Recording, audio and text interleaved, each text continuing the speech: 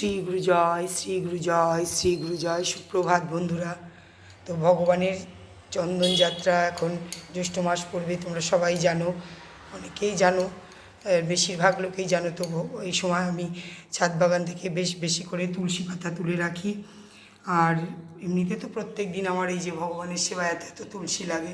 গোপালের, জগন্নাথের, আমার গুরু ভগবানের শ্রীচরণে নিবেদনের জন্য গিরিধারী মহারাজকে তুলসী দিতে হয়। তো অনেকটা তুলসী, তারপর ভোগে তুলসী লাগে, অনেক তুলসী লাগে।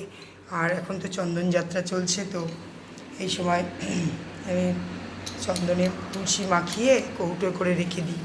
এটা সন্ধেবেলা আর তো কাছে হাত দেওয়া যায় না, একবারই ধুয়ে ছিঁড়ে জল দিয়ে ধুয়ে পরিষ্কার করে চন্দন দিয়ে একবারে রেখে দিই। তো তোমরা কে কী করো বন্ধুরা, কমেন্টে অবশ্যই জানিও।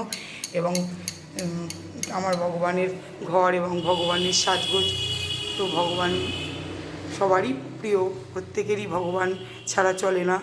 ভগবানই দিন রাত্রি, সূর্য চন্দ্র সব কিছু ভগবান। তো যাই হোক, কেমন লাগলো অবশ্যই জানিও কমেন্টে। আর তোমরা কে কী করো অবশ্যই জানিও বন্ধুরা। শ্রী গুরু জয়।